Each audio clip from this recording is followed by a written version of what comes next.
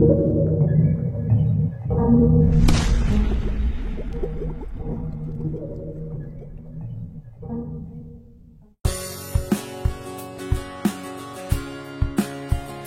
Prabowo Subianto meminta kementerian, lembaga, hingga pemerintah daerah melakukan efisiensi belanja anggaran mencapai 306,69 triliun.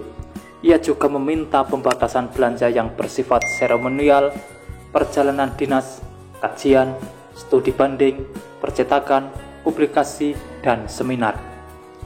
Itu semua tertuang dalam Instruksi Presiden Nomor 1 Tahun 2025 yang berisi tentang efisiensi belanja negara dalam pelaksanaan APBN dan APBD tahun anggaran 2025. Surat itu ditujukan kepada Menteri Kabinet Merah Putih, Panglima TNI, Kapolri, Jaksa Agung, para kepala lembaga, pimpinan kesekretariatan lembaga negara, gubernur, bupati, dan wali kota.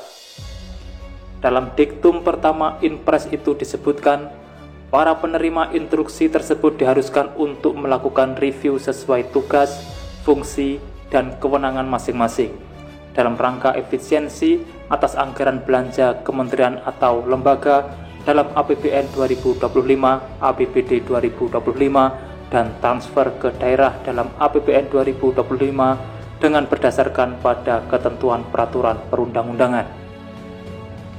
Dalam diktum kedua, dijelaskan detail total anggaran yang dipangkas senilai 306,69 triliun dari total belanja negara 2025 sebesar 3.621,3 triliun. Detailnya ialah terdiri dari anggaran belanja kementerian atau lembaga sebesar 256,1 triliun dan TKD sebesar 50,59 triliun. Sementara itu, diktum ketiga Inpres itu menginstruksikan seluruh menteri dan pimpinan lembaga untuk melakukan identifikasi secara efisien belanja kementerian atau lembaga sesuai besaran yang ditetapkan oleh Menteri Keuangan. Identifikasi rencana efisiensi itu meliputi belanja operasional dan non-operasional, sekurang-kurangnya terdiri atas belanja operasional perkantoran, belanja pemeliharaan, perjalanan dinas, bantuan pemerintah, pembangunan infrastruktur, serta pengadaan peralatan dan mesin. Namun, identifikasi rencana efisiensi ini tidak termasuk untuk belanja pegawai dan belanja bantuan sosial. Lalu efisiensi ini diprioritaskan untuk belanja selain dari anggaran yang bersumber dari pinjaman dan hibah. Rupiah murni pendamping kecuali tidak dapat dilaksanakan sampai akhir tahun anggaran 2025. Anggaran yang bersumber dari penerimaan negara bukan pajak badan layanan umum, kecuali yang disetor ke kas negara 2025. Ada pula anggaran yang bersumber dari surat berharga syariah negara dan menjadi underlying aset dalam rangka penerbitan SBSN. Ketika identifikasi itu telah selesai dilakukan, para menteri dan pimpinan lembaga diharuskan menyampaikan hasil identifikasi rencana efisiensi anggaran kepada mitra komisi masing-masing di DPR untuk mendapat persetujuan. Lalu menyampaikan usulan revisi anggaran berupa blokir anggaran sesuai besaran efisiensi anggaran masing-masing kementerian atau lembaga yang telah mendapat persetujuan kepada Menteri Keuangan paling lambat 14 Februari 2025. Adapun untuk para gubernur dan bupati atau wali kota, Presiden Prabowo haruskan untuk membatasi belanja untuk kegiatan yang bersifat seremonial, kajian, studi banding, percetakan, publikasi, dan seminar atau FGD. Kemudian mengurangi belanja perjalanan dinas sebesar 50%. Presiden Prabowo mengharuskan para kepala daerah untuk membatasi belanja honorarium melalui pembatasan jumlah tim dan besaran honorarium yang mengacu pada peraturan Presiden mengenai standar harga satuan regional. Selanjutnya mengurangi belanja yang bersifat pendukung dan tidak memiliki output yang terukur. Mereka juga diharuskan untuk memfokuskan alokasi anggaran belanja pada target kinerja pelayanan publik serta tidak berdasarkan pemerataan antara perangkat daerah atau berdasarkan alokasi anggaran belanja pada tahun anggaran sebelumnya. Presiden Prabowo juga menyampaikan instruksi kepada para kepala daerah supaya mereka lebih selektif dan memberikan hibah langsung baik dalam bentuk uang, barang maupun jasa kepada kementerian atau lembaga serta melakukan penyesuaian belanja APBD 2025 yang bersumber dari TKD. Dan instruksi Presiden ini mulai berlaku pada tanggal dikeluarkannya. Sementara itu, Kepala Biro Komunikasi dan Layanan Informasi Kementerian Keuangan, Denny Surjantoro, menjelaskan bahwa instruksi Presiden itu dilakukan untuk menjaga stabilitas, inklusivitas, dan keberlanjutan anggaran. Dengan mengurangi pemborosan dan mengurangi pengeluaran non-prioritas, Impres ini juga diarahkan untuk mempersiapkan APBN sebagai alat pemerintah untuk mewaspadai berbagai tantangan ke depan yang tidak menentu. Namun ia tak menjelaskan risiko apa yang dihadapi pemerintah hingga harus menghemat anggaran belanja kementerian atau lembaga dan transfer ke daerah yang telah tertera dalam APBN 2025. Tujuan pengoptimalan anggaran ini juga untuk mendukung program pemerintah dalam rangka meningkatkan kesejahteraan rakyat, termasuk untuk melaksanakan subsidi dan program perlindungan sosial atau Perlinsos upaya lebih tepat sasaran dan berkeadilan. Denny menjelaskan, tahapan dalam pelaksanaan instruksi ini ialah masing-masing pimpinan kementerian atau lembaga akan mengidentifikasi dulu rencana efisiensi belanjanya. Setelah diidentifikasi, disampaikan ke mitra komisi masing-masing di DPR untuk mendapat persetujuan revisi anggaran berupa blokir anggaran. Lalu anggaran belanja yang akan diefisiensikan dan telah disepakati mitra komisi di DPR itu dan diajukan ke kementerian paling lambat 14 Februari 2025.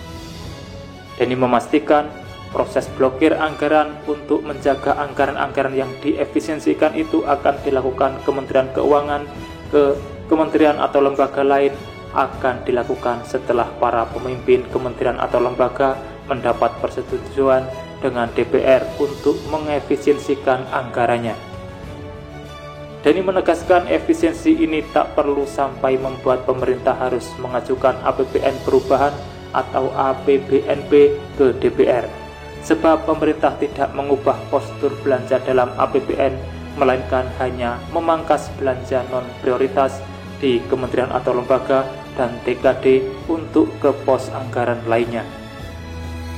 Lebih lanjut, penghematan ini akan dialihkan untuk mendukung sepenuhnya program Prabowo yang tertuang dalam Asta Cita, yaitu salah satunya makan bergizi gratis. Ia pun menekankan seluruh anggaran yang dipangkas itu nantinya akan tetap digunakan untuk kebutuhan tahun anggaran 2025. Namun ia belum bisa memastikan apakah seluruh anggaran yang dipangkas senilai 306,69 triliun itu akan seluruhnya dialokasikan dalam bentuk belanja atau ada yang masuk ke dalam pos pembiayaan. Pemangkasan anggaran yang dilakukan Presiden Prabowo Subianto untuk penghematan APBN 2025 ternyata juga berpengaruh pada proyek-proyek pembangunan infrastruktur. Wakil Menteri Pekerjaan Umum Dina Kusuma Stuti mengatakan anggaran kementeriannya dipangkas 81 triliun dari pagu anggaran 2025 sebesar 110 triliun.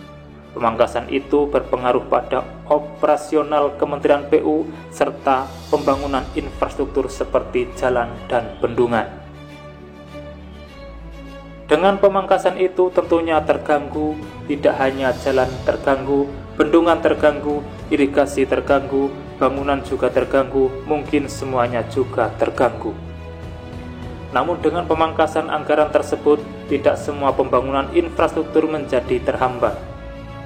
Pembangunan infrastruktur yang sudah berjalan akan dilanjutkan misalnya infrastruktur yang dibangun dengan menggunakan hibah luar negeri dan surat berharga syariah negara. Lalu apa yang terjadi dengan pemangkasan anggaran PU anggaran tahun 2025 ini? Dengan pemerintah mengumumkan pemangkasan anggaran Kementerian Pekerjaan Umum dan Perumahan Rakyat tahun anggaran 2025 sebesar 81 triliun, keputusan ini diambil sebagai bagian dari penyesuaian fiskal dan alokasi anggaran untuk sektor prioritas lainnya.